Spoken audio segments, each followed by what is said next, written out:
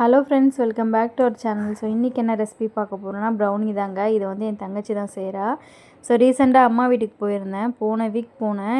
இந்த வீக்கே வரப்போது. இப்போ தான் வந்து வீடியோ எடிட் பண்ணி போஸ்ட் பண்ணுறேன். சாரி, லேட் ஆகிடுச்சு.